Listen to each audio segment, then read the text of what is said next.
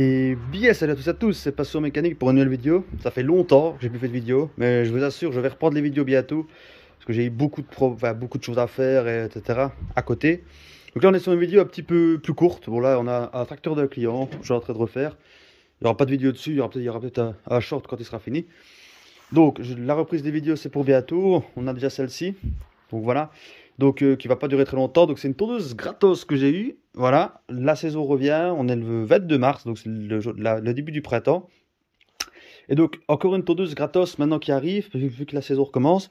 Sur un trottoir. Donc, une EFCO série AR. Donc, j'avais déjà eu la même il y a même pas un an. Gratos aussi. Que j'avais refaite, qui avait juste un problème au niveau de la suspension, car c'est la maladie, les gens n'entretiennent pas et ça se grippe. Donc voilà, mais celle-ci c'est la même, sauf qu'avec un Quantum 6 chevaux, donc un bon Quantum, mais elle est dégueulasse car elle tournait dans un verger. Donc il y a beaucoup de paille, il y a beaucoup de choses. La traction fonctionne, j'ai vérifié, les roues se bloquent bien, le moteur j'ai pas regardé, mais bon, il a de la compression, l'huile elle est pleine d'essence, elle est dégueulasse, faut la changer. Filtre à air sera changé aussi. C'est un modèle avec poire, donc comme l'autre, donc il n'y a pas de starter. Bougie NGK, donc pas d'origine. Hein.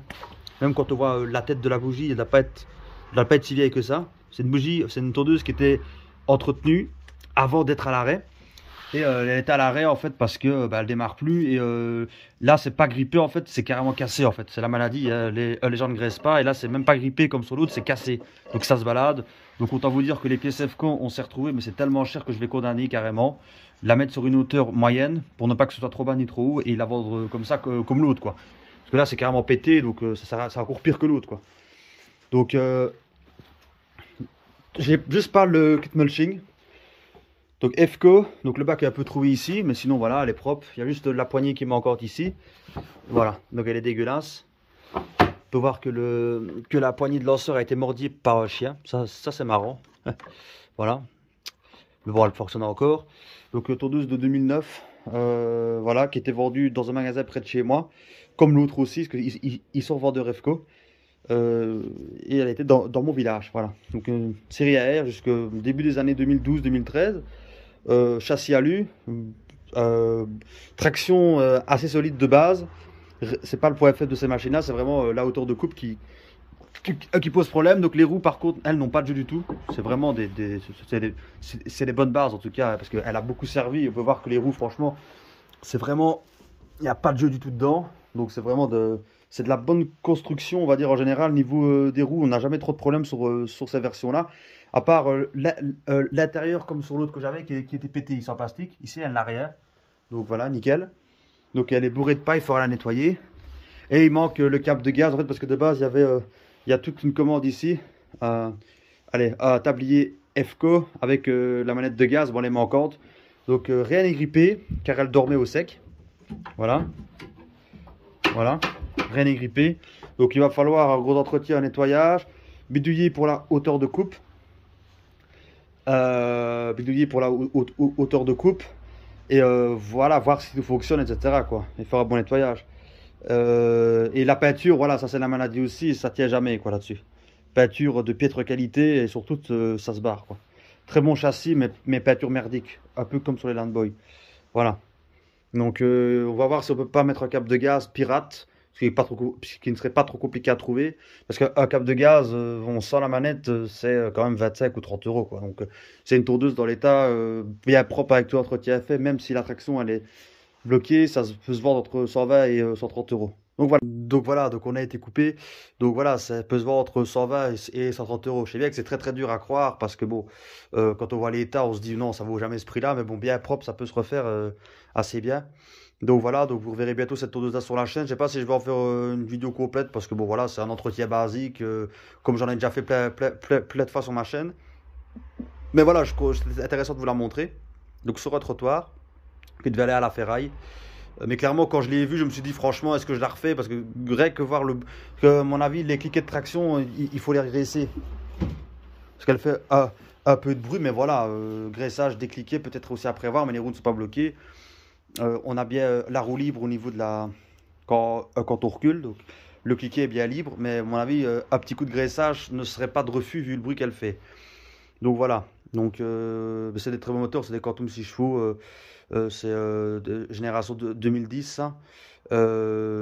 au vu du cash. Donc c'est une bonne base qui est éprouvée depuis déjà plusieurs années, bien avant.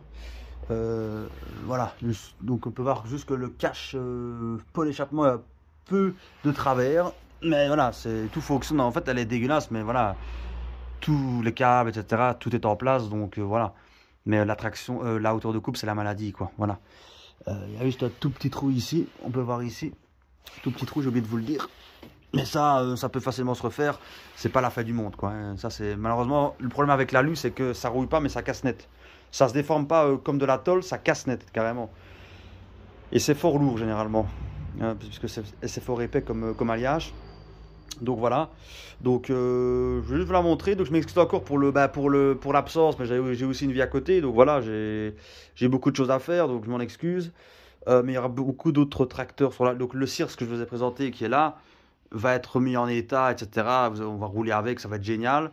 Le Murray, pour ceux qui n'ont pas vu la vidéo, vu que j'ai pas fait de vidéo dessus, en fait, c'est un client qui l'a acheté, je l'ai conseillé.